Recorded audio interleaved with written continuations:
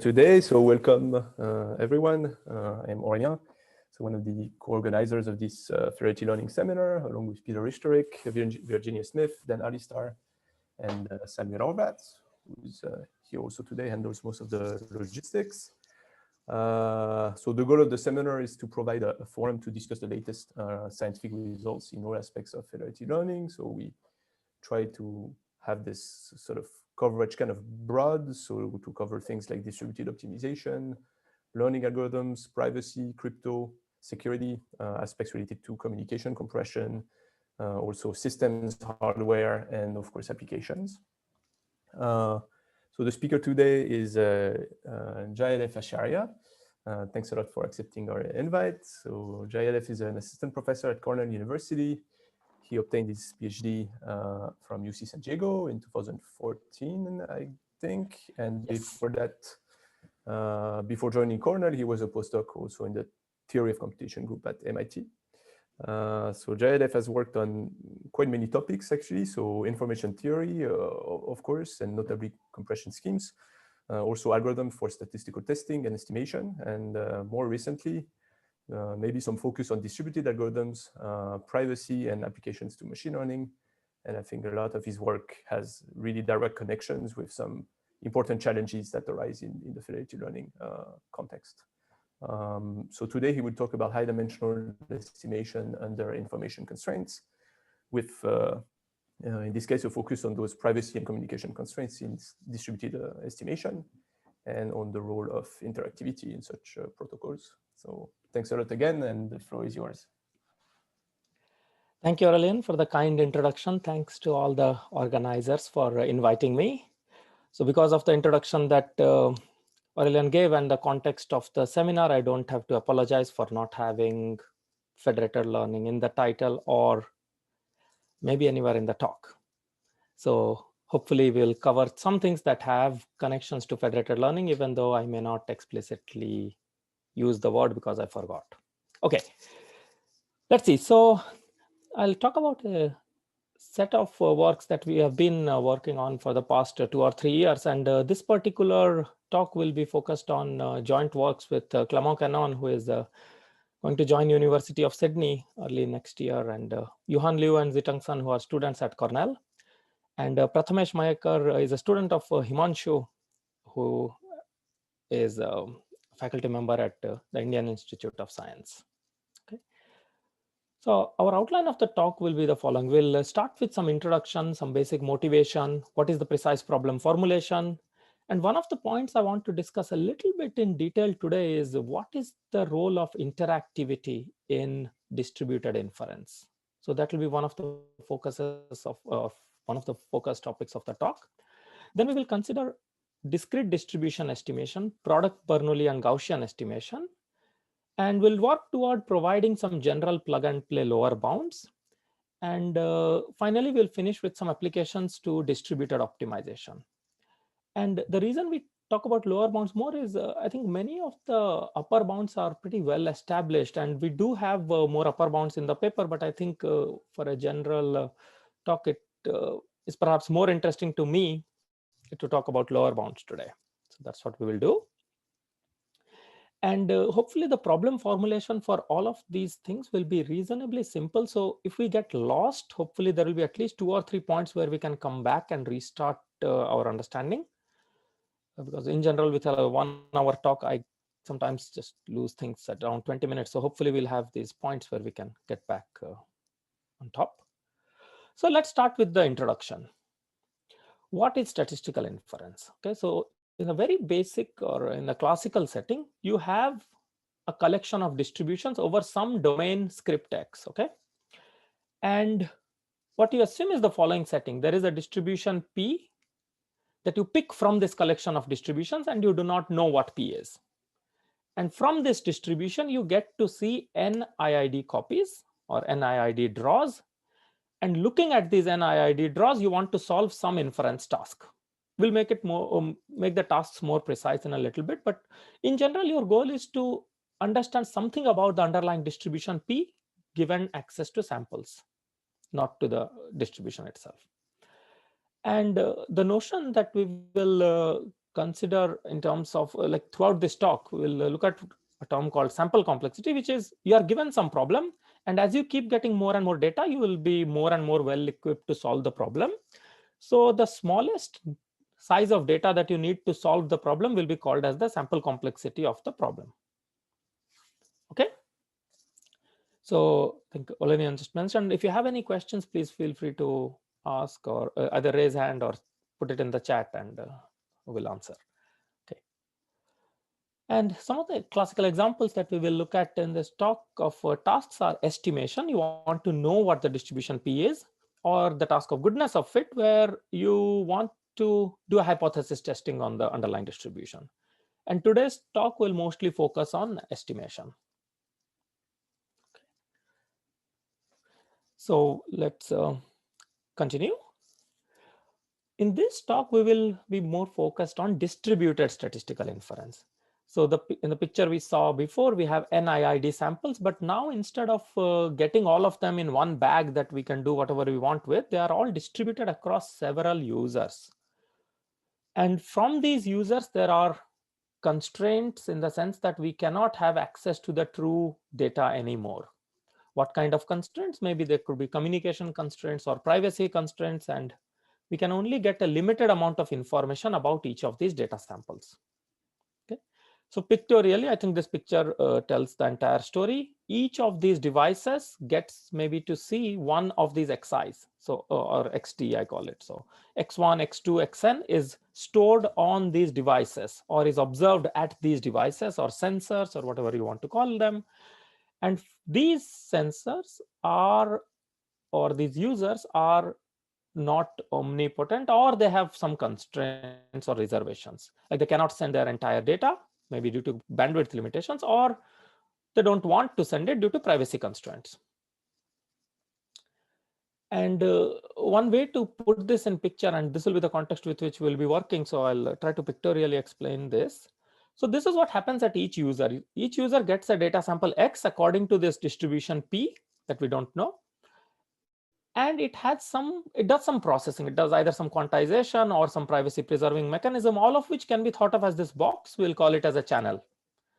And what they do is to pass their sample through this channel, and the output is what we get to see. For example, if you are concerned about privacy, you'll apply, let's say, some local differential privacy preserving mechanism on your data point X, and Y is what you will send to everyone. So this will be our symbol for privacy preserving. You may be on a device which can only send a few bits, and this is our symbol for communication constraint, where you will quantize your underlying sample to just a few bits and send it. And the output is the messages that we are going to see. All right.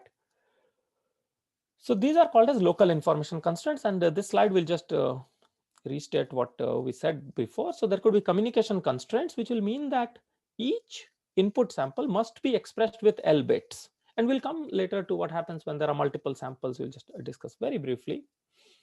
There could be privacy constraints where you get to see only a privatized version of the true data samples, of the true XTs.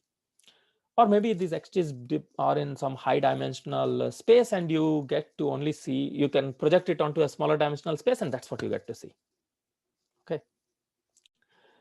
And I guess we don't need to motivate it any further than this. Jayadev, maybe just a yes. quick question. So when you say this is what we see, so are you assuming here some kind of bulletin board? We will talk about all of that very soon. So that will be one of the focus things of the talk. I'll describe the precise protocols very soon. Thank you. Thanks for the question. Thanks. So, and again, please feel free to ask. It took me 2 years to even understand some of the things that I'm doing. So hopefully I know some things now. So feel free to ask, and it may take time to understand, but I do want to make things as clear as I can. Okay. All right. So our goal throughout this past couple of years is to basically contribute to this, doing distributed statistics in this information constraint setting. How can we enable statistical inference on these, let's say, devices, so many devices, each of which is not very powerful, has its own constraints. How can we, or what can we do, what can't we do, when can we do something, when can't we do something? That has been what I've been trying to do with collaborators over the past couple of years. So let's look at one mathematical slide, and hopefully there will be this will be our framework for understanding what how do we model these local information constraints of, let's say, communication or privacy. So you can think of n users. So we go back to the picture before with all of these devices. There are n users, and user t gets sample xt, and we assume xt is again IID from this distribution p. And this is what the user number t does. It takes its sample xt, passes it through some wt, which is a channel, which is basically an input-output transition probability matrix.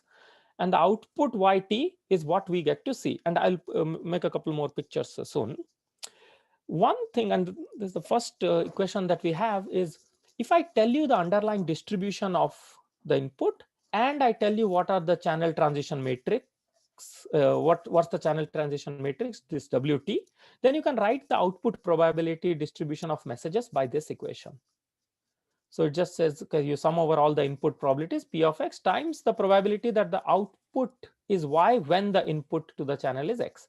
So this is wt is just a randomized mapping from x to y, from the input domain to the message domain. That's it. And the way we model these local information constraints is by restricting what each players can choose wt to be. If they can choose wt to be the identity map, then there are no constraints. You can just send whatever samples they have. But we say that there is only a set of allowed channels from which you must choose your data, from which these players must choose their channel transition matrix or their quantization scheme or privatization scheme or whatever. And that will model our local information constraint. So let's see how this models it. Simplest example is communication constraint. So imagine each player is only capable of sending L bits. It has its communication budget. Oh, I can only send L bits, not more than that. Then you can take the set of all randomized maps that go from the input domain X to L bit strings. That characterizes the class of all of L bit communication constraints. Okay. Similarly, if you have privacy, again, the definition is a little longer, but I hope for this audience it's a little more familiar. So another set of channels would be local differentially private channels, where this is the definition. A channel W, which is again a randomized map from X to all binary strings, is rho LDP if for any input X, X prime, and for any output message Y, these log like the ratios of the probabilities is bounded by e to the rho. So in other words, if rho is small, then these message probabilities must be close by. And in other words, looking at a message, you won't be very sure what the true input was. And in this talk, we will mostly focus on rho being small. So e to the rho is about 1 plus rho. So these are two ways in which we can, these are two examples of how we can capture these local information constraints by just looking at a set of channels that we can use. So now coming back to, I think this is where we will make clear some of the questions that Aurelian had in his mind. This is the setting that we can think pictorially. You have P that generates x1 through xn. Each of these xt passes through its wt, and output y1 through yn is what you get to see. And these wt's are constrained to be within this allowed set of channels. And in this referee R gets to see the messages, and now it wants to solve the same task that you wanted to do before. So remember, in the very beginning we said you see x1 through xn, you want to solve some inference task. Now you don't get to see x1 through xn, you get to see these messages and you want to solve the inference task. And again, the question would be, how many samples do you need to see, or how many messages do you need to see to solve the problem? Of course, you can say just by basic data processing that you'll need more. How much more? And that's the question that we will try to understand. Okay. And one point to note is once you fix the quantization schemes or the channels that each of these users use, the output message distribution is fixed for any input distribution. See, it's because each of the players observes one xt independently. if once you fix the WT, the output messages of the Tth player is fixed, and therefore the entire distribution of messages is fixed. In fact, the key question is, how do we choose these Ws properly to achieve the best possible sample complexity for a task? In other words, if you are familiar with privacy, you'll say, what's the best possible LDP scheme to, let's say, minimize the number of samples for something?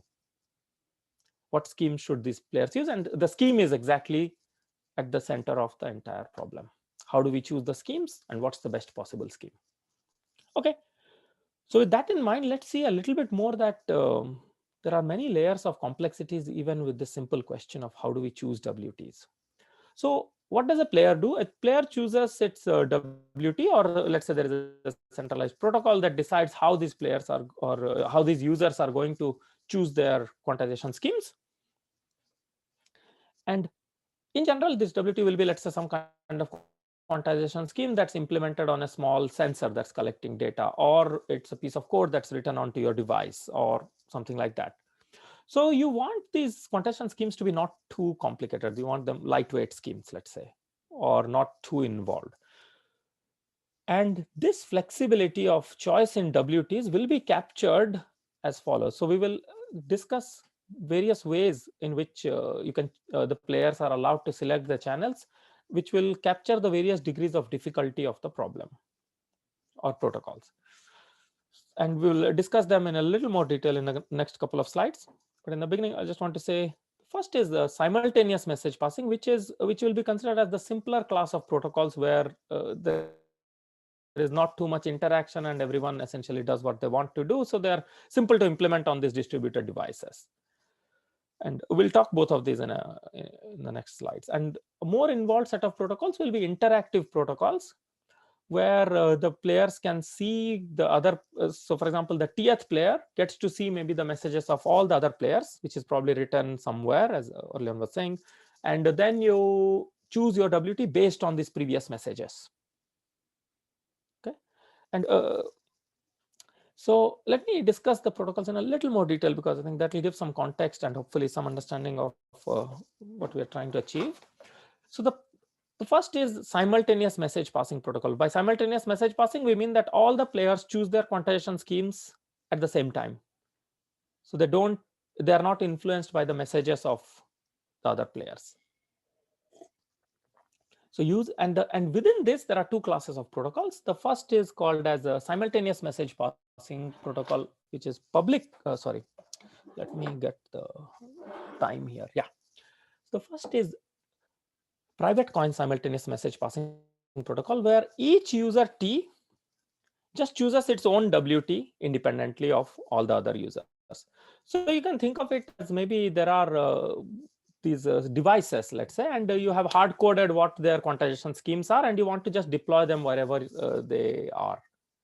And you don't want to make them design these schemes on the fly, and they're just set. So these are somehow the easiest classes of channels or quantization schemes to be implemented. They don't talk to each other and just set. And when this happens, then you can see that the message distributions are independent of each other, because the input xi's are independent and the channels are independent. Okay, so that's one small observation. A slightly more complex class of protocols is what's called as public coin simultaneous message passing. What happens here is there is a shared randomness that's used by all the users and the referee.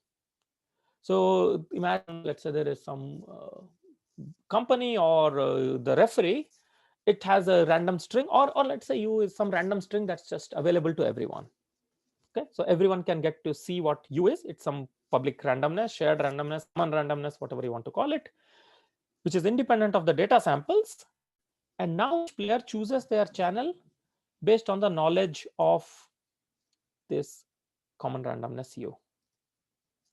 And so now again, another small exercise is the messages are independent given U.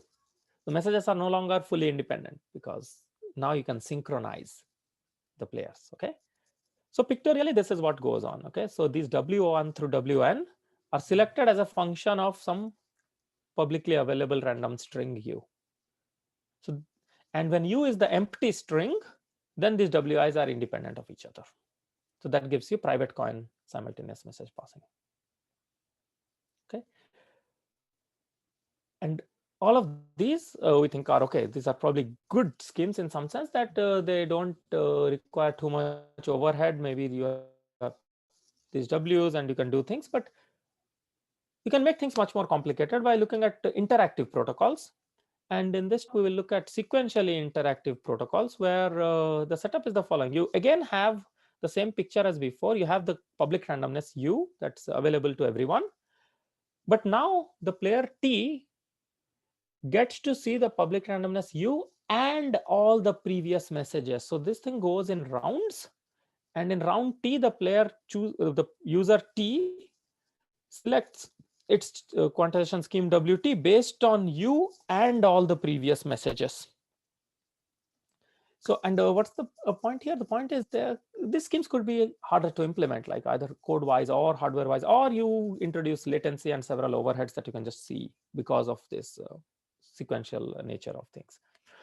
And then there are some other things called as Blackboard protocols. I'm just mentioning because there are several works that have been dedicated to this, where the players can go in multiple rounds. So each player, let's say, has L bits to send. It doesn't send at the same time. It can first write a bit, then wait for other players to do something, then write one more bit back after some time, and so on. But these protocols are too complicated, and I do not fully understand them, which is the reason we will not talk about them in this talk. Okay. So in terms of ease of implementation, as I kept saying, private coin SMP is the easiest to do. You just hard code your sensors, let them go to Antarctica inside a volcano. You don't need to send them public randomness, or you need to talk to them. They go, as long as they don't melt down, they'll probably come back with some quantized data. Okay. And a little more complicated will be public coin simultaneous message passing, which is again probably much simpler than interactive protocols. So these are the three kinds of schemes that we will look at. Are there any questions about the basic setup?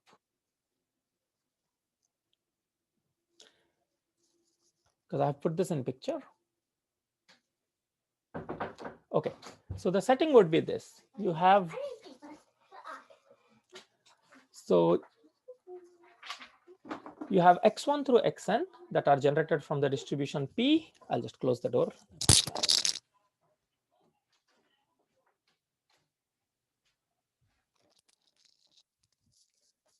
So you have distribution P that generates x1 through xn, which pass through these channels. There are various ways in which these channels are selected. And a referee wants to solve the problem after doing all of this. Okay.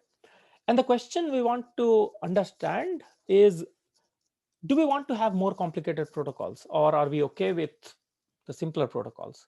For example, we said, okay, interactive protocols are more involved, but maybe they give you an advantage. Maybe you can reduce the sample complexity significantly for some problems, in which case maybe it's worth going through the hassle of designing this protocol. So for example, maybe you'll introduce some latency, or you will maybe you'll need much fewer devices if you allow for interactive protocols, or if you allow for simultaneous message passing. And those are the kind of questions that we want to understand. Okay. So let's start with one very concrete formulation, which will be one of the simplest that we will look at, which is discrete distributions. Okay. And here is the precise formulation. I got in too much text. I generally like to have half of this text appearing at once, but this is one of the simpler parts, so we can all hopefully follow. So here, the underlying class of distributions will be the set of all discrete distributions over k elements. So you have 1 through k, or any discrete set of size k, and you consider all distributions over these k elements. Okay. And the distance that we will look at between the distributions is the total variation distance, which is just the half of the L1 distance between distributions, and it's very widely used. You can look at other LP distances, as we will see very soon. Okay, but this is the precise formulation. There are two fundamental questions that you can ask. Okay, the first is, you want to design an estimator such that no matter what the underlying distribution is, you want to estimate it up to an L1 distance epsilon, or total variation epsilon. Okay, so you will be given some accuracy parameter epsilon. You want to estimate the underlying distribution to accuracy epsilon. The complementary task is of goodness of fit, and I'm going to explain it with one example, which is uniformity testing. Here you are again given data samples, and your goal is to output 0 if you think the underlying distribution is the uniform distribution, and you want to output 1 if you think the underlying distribution is at least epsilon away from uniform. Okay, so this is goodness of fit with respect to uniform distribution. Is P equal to uniform, or is P epsilon away from uniform? And due to lack of time, we will not be talking much about the testing part, although I will mention the results. And some of the happiest I've been are when we obtained these particular results for testing. So I will mention them in the passing. And this is the result I was mentioning a second ago. It's for uniformity testing. Okay, what one of the first results that we obtained the beginning end of I think 2018 is we showed that for the task of uniformity testing under communication and privacy constraints. So you want to do solve this second task. Okay, you want to know, is the distribution P uniform or epsilon away from uniform under communication constraints, let's say, or privacy constraints. So take any one of them under communication constraints. Then if you have public coin protocols, in other words, if all the users have access to a random string, then even if they do not interact in rounds, there is still a square root of k gap, where k is the domain size. Okay, there is square root k gap between private coin and public coin protocols. In other words, you can save up to square root k factor in sample complexity, square root k multiplicative factor, if the players can just look at one random string, which is the public randomness. Okay, and proving these gaps and establishing lower bounds for both of these were very, very interesting. But and that will only make the talk much, much longer. So I'll not discuss, but I wanted to make this point that there is a gap between public coin and private coin protocols for even the simplest of tasks of goodness of fit. Okay, let's go back to estimation. Okay, so we will not talk much about testing except referring at a few points. So let's go back to estimation of discrete distributions. You want to estimate distribution over k elements to total variation distance epsilon. And this is essentially folklore result. If you have seen it, great. If you have not seen it, you can just solve this as an exercise. So you take a discrete distribution over k elements, take its empirical distribution, show that with k over epsilon square samples, you'll be epsilon away in expectation from the true distribution. And again, there are several lower bound methods to prove this. I think at least I like to collect these lower bounds. So there are many methods, and we are going to discuss some of them in our talk also. Okay.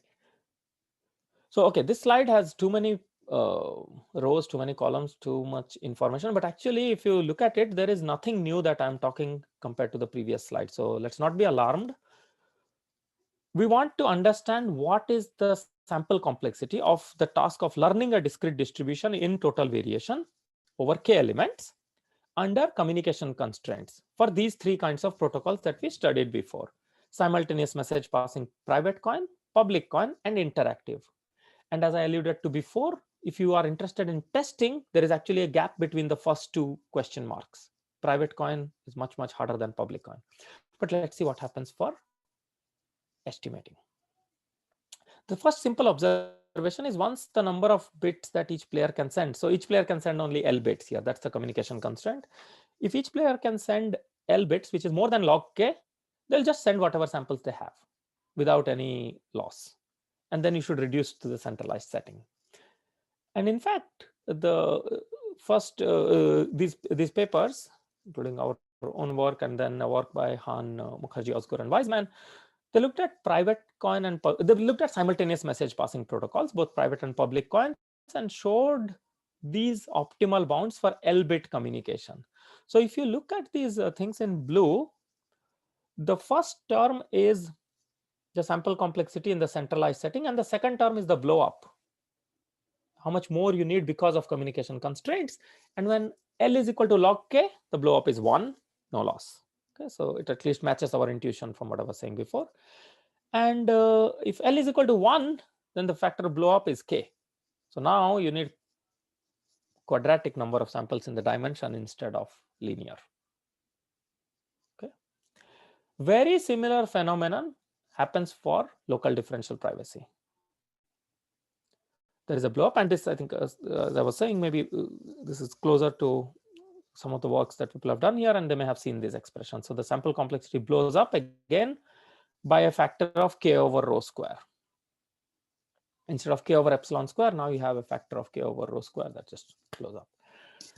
And again, for learning, there are several different algorithms that achieve these, and several different lower bounds that have been proved. And most of these, and I think all of these before our work, hold for private coin protocol, hold for only simultaneous message passing protocols. Okay, even for discrete distribution estimation. So in other words, the sample complexity of estimating just a discrete distribution under privacy or communication constraints was not known when you have interactivity. And people had a hunch, okay, you probably can do not gain much, but we didn't have a proof. And that's what the first result. What is the sample complexity if you have interactivity? What is this last entry in the table under privacy or communication constraints? And this is the first. I've mentioned 2 works, and this is the first of them that we will talk. And this is a paper with Clement, Johan, Zitang, and Himanshu. And here we consider only discrete distributions. And the paper actually has several results. One of them is on the, and I think half of it focuses on learning, half of them it on testing. And we again show some kind of gap for testing under some constraints between simultaneous message passing and interactive. But again, testing we will not talk. But I wanted to just mention that even for testing in interactive, there's a lot of fun that goes on. Okay, there is a gap between private and public coin simultaneous message passing. There could be a gap between public coin SMP and interactive as well, if for some natural class of problems. But let's not get distracted with testing. Let's come back to estimation. In fact, there were several works that had actually claimed tight lower bounds for interactive settings for both privacy and communication. And unfortunately, both of them have technical gaps due to various reasons that breaks down the lower bound. And one way to think about it is, imagine the class of protocols that you allow by using interactivity. It's pretty complicated. If you don't have interactivity, imagine private coin SMP. Output messages are independent. So you can nicely tensorize and you can do a bunch of stuff. SMP protocols, okay, you condition on the public randomness, things become independent. You can again do a lot of fun stuff. Interactivity, the kind of conditional dependencies that arise can lead to subtle assumptions that do not hold, which broke down many of these proofs. And we have a detailed discussion in this paper if you want to go about all of these. And again, there is a lot of related work on high dimensional estimation, loss, other kinds of loss functions, various methods such as Fisher information, strong data processing, which have all been used to prove these kind of lower bounds. And the plug is for this tutorial that we gave last week. The slides are available, the videos are available, where we go in great detail into all of these methods. And here are the links. And we have collected a list of papers and given 2-line summaries for most of them. So if you want to get a rough idea about all of these papers, you can just go click on them and get a 2-line idea of our understanding of the paper. So that's why I will not go into much detail into related work, because I think I'll not be able to do justice to all of them, but we have tried to do it here. So with that in mind, we'll come back to the results in a second, because after we published this work, we realized that at least for the task of estimation, we can generalize the solution much more and get a solution that will give us the answer as a corollary or as an application. So to do that, let's look at a different problem, which is estimating high dimensional distributions. We looked at discrete distributions. Now let's look at what are called as product Bernoulli. These are a very simple class of distribution. So your underlying distribution is the Boolean hypercube, -1 + 1 to the d. Okay, many of you may be familiar with 0, 1 to the d, in which case think of -1 as 0. Okay, we pass them through a ReLU. Okay. And so you have the Boolean hypercube, and here is the product Bernoulli distribution. You take a mean parameter. So theta will be a point inside the infinity ball of -1, 1 to the d, which will denote the mean. And what is happening is each distribution chooses its dth coordinate independently to be a Bernoulli distribution with mean theta of I. Okay, and this is it. So in other words, if you look at the ith coordinate of this distribution, the ith coordinate is independent of all others, and the ith coordinate is distributed according to Bernoulli with bias theta I. Okay, and we consider the collection of all Bernoulli product distributions, all distributions on the hypercube where the coordinates are independent Bernoulli distributions. In fact, with that you can see that the expected value of this of the point itself is theta. It will be the distribution mean. And one example would be when theta is 0. When theta is 0, you are choosing each coordinate independently, Bernoulli half, -1, 1 with the same probability, so it's mean 0. Uniform distribution on the hypercube has mean at the origin. And an extension would be to Gaussian distributions, which is where you have underlying domain is again the entire space of d dimensions, and you consider all distributions with bounded mean. So mean is L infinity bounded, and you look at the class of all distributions with mean theta and identity standard, identity covariance matrix. And it turns out that Gaussian mean estimation and Bernoulli mean estimation are qualitatively and in fact quantitatively, the kind of sample complexity bounds we get are very, very similar. So I will restrict to Bernoulli product because they are much cleaner and easier to describe sometimes. Okay. This is one slide that has too much math, and I apologize, but let's see what it is saying. Okay, it's not actually saying much. This is saying I want to estimate the mean in LP distance to accuracy epsilon, or LP to the P to accuracy epsilon to the P. Okay, so you want to estimate the mean of the, let's say, product Bernoulli or mean of the Gaussian for some parameter P that will be given to you. If you like, think of P is equal to 2. You want to estimate the mean in L2 distance up to epsilon. Okay, so in this whole slide is saying our goal is to estimate mean in LP distance. All right, and this is the definition of LP, so I want to. So in other words, again, pictorially we can think of it like this. So you have theta, which is between -1, 1 to the d, which is denotes the set of all possible means that your distribution is coming from. And then again, the setup is the same as before. And now the referee's goal is to estimate theta hat, an estimate of the underlying mean, which can be also thought of as estimating the distribution itself. Okay. And there is quite a lot of prior work on this, mostly focused to the case of P is equal to 2. So you want to estimate in Euclidean distance. There are two methods actually. One of them is by the strong data processing inequality lower bounds. The other is via Fisher information. And in this tutorial that I was shamelessly saying a couple of slides ago, actually 1 hour is dedicated to these three methods, where we try to describe the technical concepts of these methods. So both the strong data processing, Fisher information, and our proposed method, and how and what are the advantages and disadvantages and how they work. So hopefully, if you are interested in understanding about Fisher information or how the strong data processing work at a high level, you can try to refer to these talks.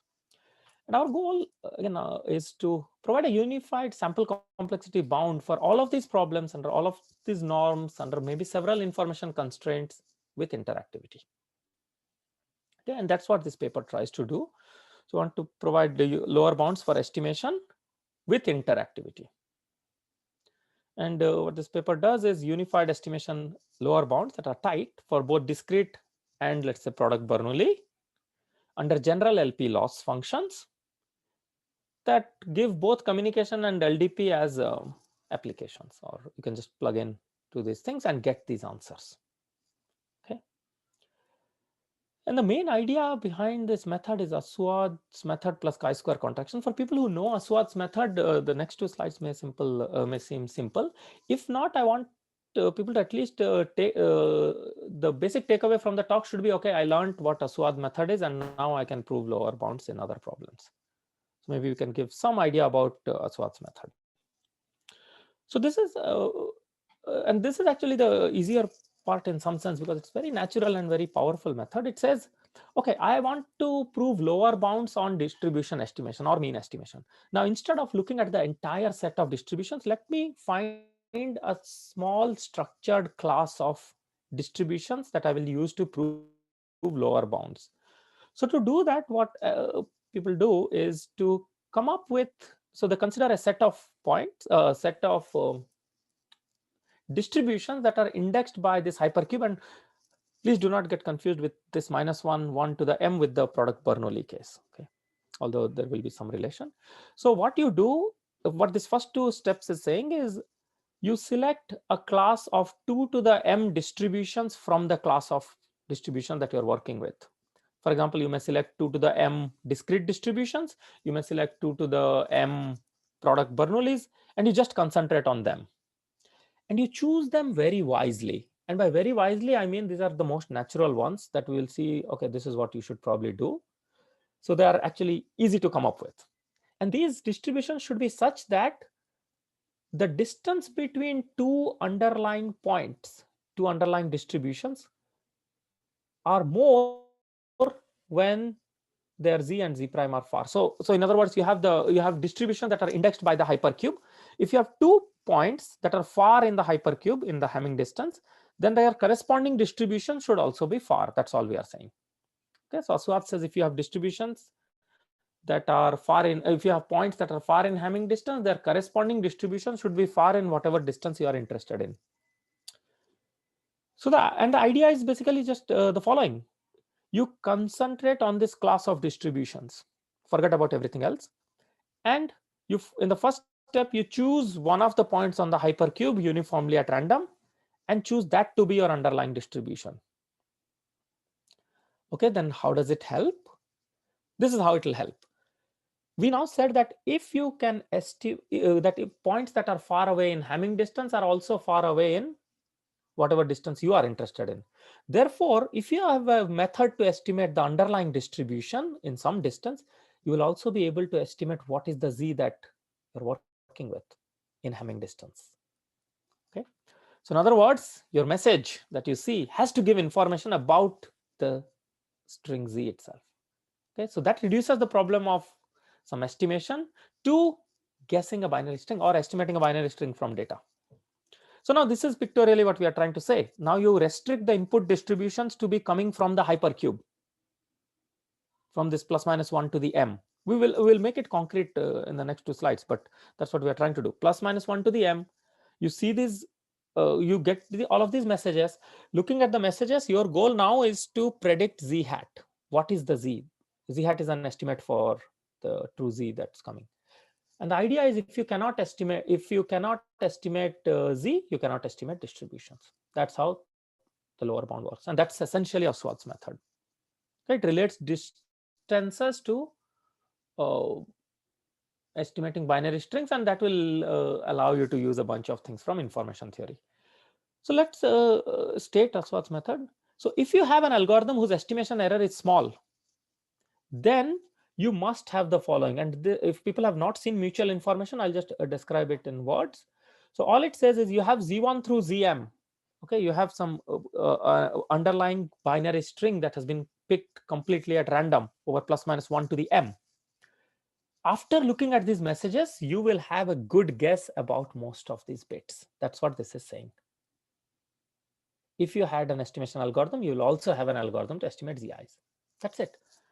In other words, if we can come up with methods to upper bound this mutual information, to upper bound how much information do the yi's, do the messages give about the underlying z, then we will get sample complexity lower bounds.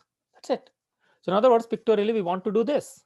You restrict to this class of distributions over the hypercube, which then pass through this information constraints W, which will shrink them together. That's basic data processing. Okay. Things pass through noisy channels, they start looking the same. Okay. And what we want to do is to come up with ways to bound this mutual information. Okay, and we'll talk about that in a couple of slides. What I want to say very briefly is You may think, okay, that construction of this hypercube, it's very unnatural or whatever, but actually it's pretty simple. Here is one simple construction that you can think about for product Bernoullis.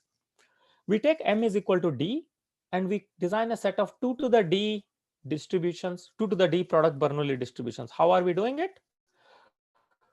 You pick one string or one plus minus 1 to the D string from over D dimensions and associate with it a product Bernoulli distribution where the ith bit will have a bias of epsilon times Zi over square root D. So you have Z1 through Zd. The first coordinate will be biased epsilon Z1 over D, the second coordinate epsilon Z2 over D, and so on. So each of these coordinates are independently biased plus minus epsilon over root D. And that will imply an L2 distance that will add up, and we have this expression. You can just verify this. Okay, I won't go over this, but this says that, okay, the L2 distance grows, and if I tell you that I'm going to give you distributions from this collection only, to estimate them you have to come up with an estimate of Z. That's all this is saying. So to obtain error less than epsilon square, you must be able to estimate the coordinates of the underlying Z. Same thing for discrete distributions. I do not have much. I think, how are we doing on time, Aurelian or Sam? I think you have maybe 15 more minutes, 10, 15 more minutes, I think, because we started 15 late. is great. Okay. Yeah. Okay. Okay, that's wonderful. So I'll just describe very briefly. Okay, and this is, I've put this because I think this construction, I have found it very helpful and very interesting. So you can keep it in mind, even if we don't follow it fully. You can look at this slide later. And this construction was given by Paninsky, which is the following. Okay, so for discrete distributions over k elements, he describes a class of 2 to the power k over 2 distributions. Okay, and I won't okay, this is too much jargon, right? So instead I'll just show it with a picture. If it makes sense, great. If it doesn't make sense, we'll not worry about it. So you take a collection, so you have its your class of distributions is over k elements, 1 through k. You pair the support size as 1, 2, 3, 4, 5, 6, 7, 8, and so on. So you pair them together, and then you pick a string on a binary string on plus minus 1 to the k over 2.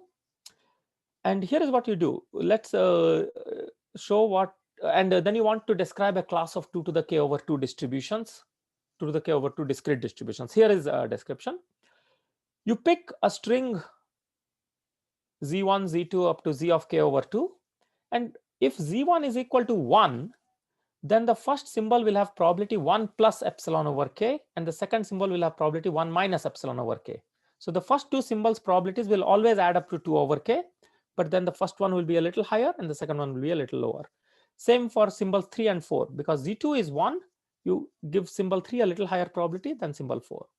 And Z3 is minus 1, so symbol 5 gets a lower probability than symbol 6. And now you do it across all k over 2 pairs on your domain sub on the support, and that will give you a class of 2 to the k over 2 distributions. That's it. This is a very nice construction by Paninsky, and you see things become very independent when the probability symbols 1, 2, they don't affect symbols 3, 4, and so on. And also, if you have two strings Z and Z prime, then their total variation distance or L1 distance is now you can probably just see it is exactly related to the Hamming distance between Z and Z prime times this factor of epsilon over k. Okay. What we try to do, and now you can keep these two constructions in mind, the product Bernoulli, these two constructions, basically this for discrete and product Bernoulli, the plus minus epsilon over root t. Our main result, I think, was new upper bounds under interactive protocols. I think that's the whole key, because many of the other methods probably will give us the SMP bounds on the mutual information between output messages and these ZIs as a function of whatever collection of distributions you have come up with, the number of samples n, and more importantly, W. How do these local information constraints affect the amount of information given about the ZIs? Okay. And in the first paper, we looked only at discrete distributions for learning and testing and obtained this, we call it average information bound.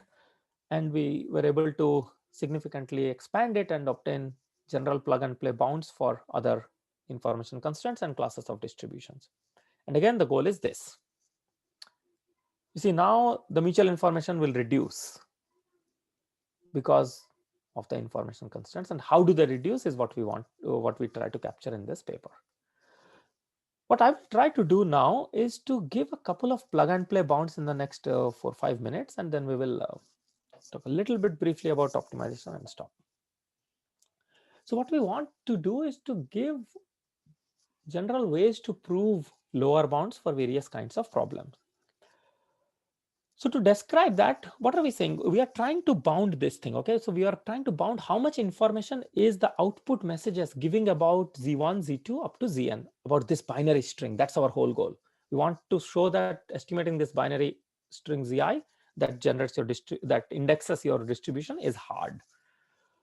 So to do that, imagine, so what is each of these Zi's? Each Z subscript I is -1 or +1. So you're trying to estimate a binary string in the end. Okay. So to do that, let's try to see what happens when you just flip one of the locations of Z. So you take one point in the hypercube and flip its ith location, do nothing else. Okay, and see what happens at the output.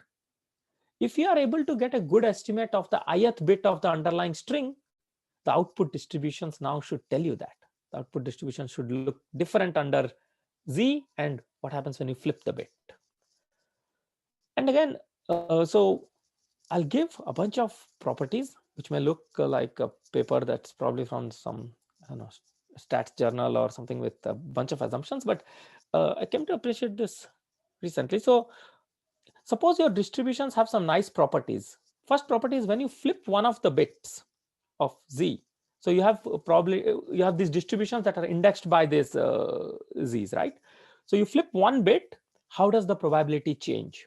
We're saying, okay, let's say that it has some nice expression that when you change the ith bit of your Z, the distribution doesn't change everywhere. For example, in the case of discrete distributions, you change one bit, it only changes 2 probabilities, 2 values, nothing else. Then you assume some kind of boundedness at the output of the message probabilities. This is very helpful for local differential privacy. This is given to you on a platter actually. And some kind of orthonormality that when you change the coordinates, probabilities are affected in uncorrelated ways. Again, easy to see for maybe discrete distributions. You change Zi and Zj, they affect different set of probabilities. In fact, this is an exercise. Okay, that's why I described the discrete distributions and product distributions in full detail. What you can do is see that all of these 3 assumptions hold. They're very simple computations. You can just write down the probabilities and see what happens to these. Okay, that all of these will be holding. With just these 3 assumptions, we have a general upper bound, and we call this as the variance plug and play bound. Okay, it may look very ugly, but it's actually pretty simple. We say the total mutual information is upper bounded by n times alpha square, where alpha is what we obtained in the previous slide here, this factor alpha in assumption 1. Alpha times there is some supremum over Z, some supremum over all possible channels. Let's forget about the supremums. You sum over all possible output messages. Why?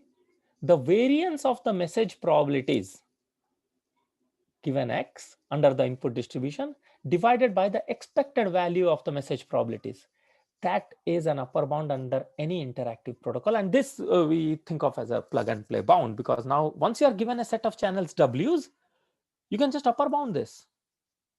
You may think, okay, why? How can I upper bound? So the first simple observation is this thing in green is the variance of message probabilities. What are message probabilities? They are numbers between 0 and 1. Now, almost everyone knows, okay, everyone almost surely knows that a random variable between 0 and 1 has variance at most its expected value, right? And therefore, each of these numbers is at most 1, each term in the summation.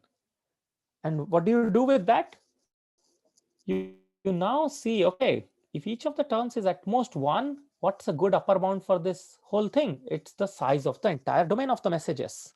So this last expression, I can upper bound by the set of all possible messages, the size of the set of all possible messages. This is just to apply this. And therefore, when you have communication constraints, you get this factor of 2 to the L. And that's precisely what we plug into the discrete distributions. Now you have n alpha square times 2 to the L. For privacy, actually, this is the definition I think the definition of privacy and this are tailor-made for each other, because privacy automatically gives you a bound of this as rho square. That's it. So n alpha square rho square done. For any LDP channel, this whole thing can be bounded by order rho square. Again, these are simple computations you can just try to do. So as an application, now we go back, plug these bounds to the communication constraints under discrete distributions, let's say. So we look at the same construction that we had a few slides ago with the Spaninski construction. You figure out the alpha, that was the exercise 2 slides ago. You'll get it as epsilon over root k. If you are able to estimate, you want mutual information to be at least order k, but we just bounded mutual information by n times alpha square times 2 to the L. You plug all of that in, you'll get the tight lower bound. For privacy, same thing. In fact, for Bernoulli product distributions under L2, you can show that alpha is epsilon over root d. And again, the total mutual information will be bounded by, will be upper bounded by the same expression as before, and you will again get similar bounds. And just a remark here is that if you look at other LP distances, then the alpha will be different. It will be a function of the P norm itself. It will be, I think, so we'll not talk much about it. I think it will be epsilon over d to the 1 over P. There are some interesting things that you can do, and this will extend very nicely to general LP norms for all of these classes of distributions. So what did we do here? We proved lower bounds under for discrete distributions, both privacy and communication, using the variance plug and play, and we obtained privacy for Bernoulli products. We have still not done communication under Bernoulli products, where the 2 to the L bound, even if it holds, is too weak. We want better bounds than that for product Bernoullis. Instead of this 2 to the L, we want a factor of L actually. So there we have, with one more assumption, which we call as information plug and play bound, is if in addition to those 3 constraints that we had before, if some kind of sub-Gaussianity holds for these basis vectors of these phi's, then you can again come up with another plug and play bound, which is n alpha square times, again forget about the supremum, is the supremum over the entropy of the message distributions. And now you can think, okay, if you have L bit messages, then this entropy is at most L. If you have L bit, any distribution over L bit strings, entropy is at most L. So that gives you the L. You just plug it in and you will get optimal lower bounds for estimating product Bernoulli distributions and therefore Gaussians. And one point I'll mention is we have slightly tighter results, like instead of this entropy, we have bounds in terms of mutual information, but I think this is pretty clean itself. Okay, so we have variance plug and play bound, holds under much milder conditions. If you have sub-Gaussianity, you get this entropy bound. So in the last 3-4 minutes that we have, I'll just mention this thing that, okay, we have been able to fill this table with optimal bounds for estimating discrete distributions under privacy and communication constraints, establishing that interactivity does not help. Again, just to say that, okay, we did all of this to show that you gain nothing. That's not the whole story. Okay, these bounds are interesting, at least that's why we have been thinking about it since 2-3 years. Other part is, I think, for testing and for other information constraints, there are things, and we will talk about them a little bit, is if you have some more structure to the problem, interactivity can help, and we are working on those kind of things. And for testing also, interactivity can help. So, and this is the table for general P norms for Bernoulli products. Okay, I just filled in this table. Let's not worry about it. This is like later consumption. If you just put P is equal to 2, you will get the results we talked in the couple of slides before. Otherwise, you have these tight upper and lower bounds for estimating product Bernoulli distributions under general LP distances. And again, interactivity does not help. So you have simple private coin SMP that have the same complexity as the best interactive protocols can give you. Maybe if you are, they are different by constant factors, but who cares about constants, right? Maybe actually that's a very bad statement to say. Many people do, and maybe there is some interesting thing to be done there. But the nice thing is upper bounds for many of these problems are actually relatively painless to obtain. So that's why we didn't talk much about upper bounds. But when I say relatively painless, there are still some very interesting algorithms that people have come up with and different methods on. For example, when we talked about this public coin helps with testing, how do you use the public coin? That requires a new protocol. And those things I was not able to cover in the talk. I'm not going to give a proof sketch of this average information bound just because we do not have time. I have exactly 2 minutes, I think. And there are, so I have them in the backup slide that I'm going to put up online. You can actually try to maybe work through it. We have tried, at least I've tried to keep it in a way that maybe each step is easy to follow. And it's actually a very information theoretic proof. You look at various divergences, use convexity of KL, and do a bunch of nice stuff. Then now we are trying to understand the role of, and this part is actually very recent work. So I don't want to say much about things that I don't know fully. So this part, if there are questions, concerns, maybe wait for a couple of weeks, but I want to at least ask one question that may be of interest, a broad interest in general to the audience here. And this part is work with, recent work with Prathamesh. Why is conclusion here? Okay, this would have been a setup, I think. I got confused. This is what happens. Okay, so this is a basic setup where you want to optimize a function f over some domain, and here is the a general Oracle model in which we work. You have an algorithm, and at every iteration t, the algorithm chooses a point xt, and what we want to actually, okay, what are we trying to do? We want to understand this adaptive optimization under information constraints. You don't get to see the whole gradient. Maybe you get to see only a few bits about it. Maybe you are doing, let's say, random coordinate descent, and on which I think Peter Richterik and his co-author have a very nice paper. And in those cases, you get only limited information about the gradients. That's the setting we want to understand. What happens when you get limited information about the gradients, and what is the role of adaptivity? In other words, so the model is this: you pick a point and a channel. The Oracle computes some noisy gradient, passes it through this channel, and gives you the message. So you get this limited information. So this WT now could be information, communication constraints or privacy constraints.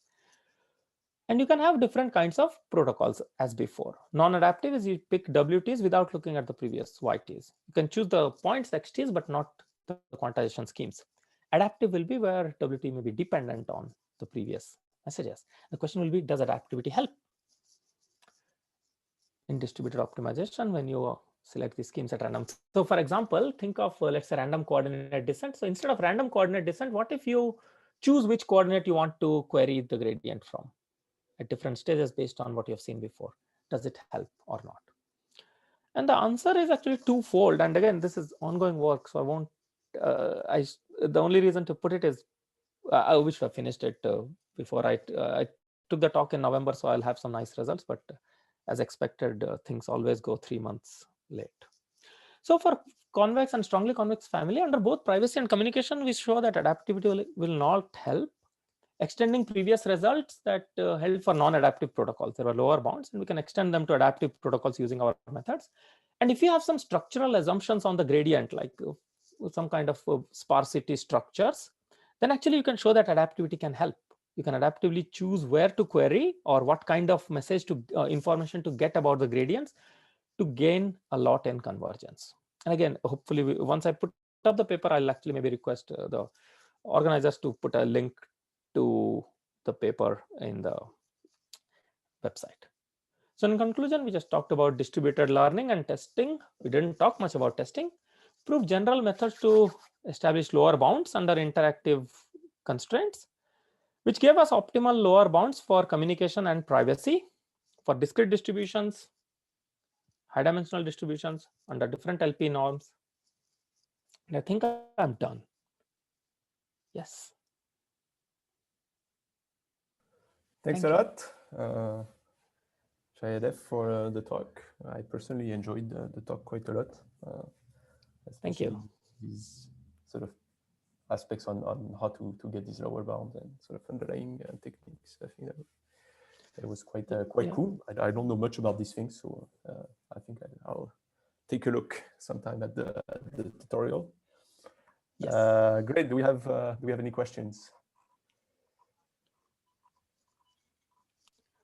So either nothing was understood or everything was.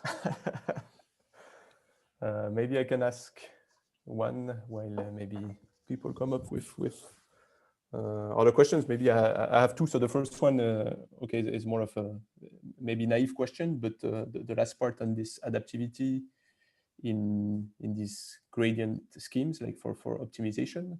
This reminds a bit maybe this recent literature on gradient compression, which shows that you can get very strong gains by sort of doing some kind of error correction, right? The fact that instead of letting the quantization error sort of accumulate over iterations, you can make the way you quantize, or at least do some kind of correction that depends on the past, to improve a lot the performance of these schemes. Is that the kind of thing that you hope to capture, or is it something very interesting? Right different? now we are actually, again, as with most of the talk, we are looking at very simple settings, looking at just for example, imagine each of these is just a 1-bit protocol that these WTs take your gradient and can send only 1 bit about it. Then what can we do? So I think it may be related, but I don't see a connection right away. So here the setting is actually probably simpler than correcting. So but, yeah, you can still adapt the choice of WT based on the previous. Yes, and that's what we want to study. I see. Will you gain anything? So I think that's a very interesting thing. So at least here our observation is you don't gain for convex and strongly convex families. So maybe if they are gaining something, either it's a slightly different setup or they have more assumptions on the, and which paper is this? I'll try to. Yeah, exactly. Co-authors knows. Yeah, I can. No, it's okay. Maybe you can send me later. Yes. Yeah, I can send later. I cannot remember the titles on the top of my head. But yeah, they might be working in a slightly different, or using more information, or assuming more structure. I don't know. I was just curious a bit about that. And again, as I said, I'm generally hesitant to talk about things that we have not put up online, but just I think here audience may find it interesting. So I wanted to say that there are these things. Any questions from the audience? I have another one, but okay, maybe everybody is busy trying to do the few exercises that you throw throughout the talk. I can ask another one if I may. So this is maybe a bit more related to interactivity. So I guess you didn't talk about that later in all the results. I think you mentioned interactivity was meant in this sequential interactivity model that you mentioned, right? So, correct.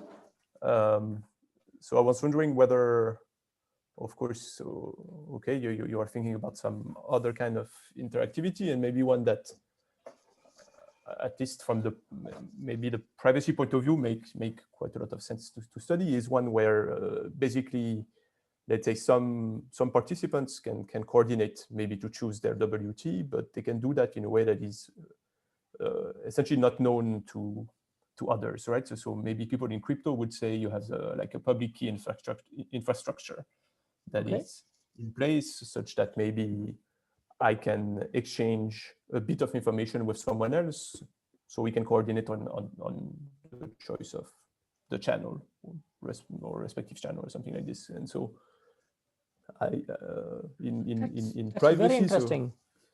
Actually, not just in privacy. That's a very, very interesting question. And I think again, answering it in the generality will probably be very hard, but it may be slightly related to the following thing that we try to do in Cold. So remember, for testing, I said if you have public coins, it helps. So what actually happens there is, how do these public coins help? In fact, we try to look at exactly how many bits of public coins you need to do something. And the way that those schemes work is, some set of people will look at that public coin and they will choose a set of channels for themselves. And then another set of people will, essentially it's a coordination like this, where different sets of people will look at this public randomness and coordinate within themselves to get the best possible schemes. And that's true for both privacy and communication constraint testing. At least for discrete distribution testing, the schemes that we have actually work like that. Where, and I don't know if it answers the question or it's completely tangential, but in terms of using these schemes, that's the closest I can think of. Like, people can look at this public randomness and then they can coordinate what to do. But I think your question is, what happens if the referee does not know the channels? Yes, something related to that. So I guess in the privacy literature, you have some So for differential privacy, for example, like estimating averages under distributed differential privacy, you can do a lot better than local differential privacy when you allow some kind of secure channels like this between users, basically. So Yes. that they can coordinate to okay. add some randomness that will add up and partly cancel at the end or something like this. So always, or I guess even the bottom entire line of my question is what would it take maybe to capture these kind of protocols, and whether it is realistic or feasible to model this family? That's a great question. So for example, the shuffled model, can we capture even the shuffled model of privacy with these? That could be an oh, I do not see a direct way, actually. The answer in short is I do not know. Okay. But for some problems, maybe the referee does not need to know. Like, for example, if there are these kind of testing problems, maybe you can choose a W from a large set of channels and it doesn't really matter. But it's not clear what happens for general set of channels. That's a very good question. What happens if the referee does not know the protocol itself? But I think there is some general amount of flexibility that's given to these models. So for example, these WTs, they are not deterministic always. Even when you have private coin SMP, the players can use their private randomness to choose the channels. So the referee need not know. The referee only needs to know the protocol with which the people are choosing their channels, not the precise channels. Right.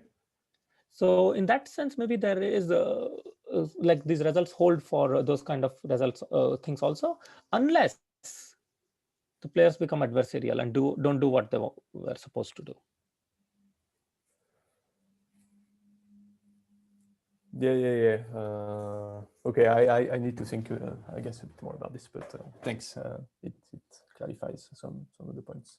I think we have another question, so it's good to can you describe a little more about structural assumptions on the gradient that can help? Okay, so let me go back to this. So we talked about this product Bernoulli estimation, and again, this is what we are trying to write up right now. So maybe they're mostly half-baked. But so imagine that you knew that the gradient structure is, let's say, sparse in some sense, and let's say it's a block sparse structure. So you know that the set of non-zero gradients will be in a block, in a consecutive block, for example. Then maybe you can use adaptivity to figure out that block and then query around those points. So let's even without the gradient assumptions, you can think of it like this. Imagine you want to do the product Bernoulli estimation under assumptions of structure, in the sense that most of the coordinates are promised to be 0, but there is a set of so most of the coordinates are unbiased, but there is a small set of coordinates that are actually biased. Okay, and so that's a sparsity structure, and using that sparsity structure, you can show that if you can have adaptivity, then maybe you can do much faster. You can zoom on to the structure of sparsity and then query more around that. So you select the channels to get information about those coordinates where you think there is information. And could you please specify what do you mean by biased coordinates? Yes. So we talked about this product bundle, and again, probably I don't know if I did correct by having optimization. I'll just describe it with the product Bernoulli. Okay, yeah. When I say biased, what do I mean? So remember our product Bernoulli estimation task, where you wanted to estimate the mean of all of these d-dimensional. Yeah. So think of it like this. You can think of product Bernoulli or Gaussians, it doesn't matter. Imagine I promised you that you have a Gaussian distribution whose most of the coordinates of theta is 0. So theta is L0 sparse. So the underlying mean is sparse. Mm-hmm. And in addition to sparsity, maybe you have some other structural assumption on maybe it's a block structured sparsity. Okay, so you have a block of, so your theta here is S sparse. And in addition to being sparse, it's a block of elements that can be non-zero. Everything else has to be 0. So when that happens, you can actually show interactivity can help beyond SMP. And the goal is to use. And this sparsity has to be kind of the same throughout the whole process. I mean, the same coordinates should be zeros. No. If you know the coordinates that are sparse, then there is nothing to do, right? Then you just forget about all the other coordinates and work with this. So in general, the way sparsity problems will work is you assume that there is a set of points that are non-zero and everything else is zero, but you do not know what that set is. So because if you knew that only the first coordinate has non-zero mean and everything else is zero, you never query the other ones. Just ask what is the first coordinate, right? To know the first coordinate. So it's like that. You know that there are only, let's say, 100 non-zero means. Every other coordinate is zero, but you don't know which 100, for example. And if there is some structure beyond that, it can help. And I think, yeah, as I was saying, maybe once the paper is out, I'll try to link it here and maybe send it to you as well. Like try to link it on the talk website. Yeah, thank you very much for Thank the you. clarification. Thanks. Yeah, we can of course add the link if you send that to us later. Yes. Do we have any other questions? Okay, I think that's it. So thanks a lot again for the great talk. So I think you will share the slides also with us, and as always, Yes. it will be put online as well as the video. And yeah, thanks a lot again for the talk. Thank you very much for the invitation, and hopefully you guys learned something, and I enjoyed this a lot.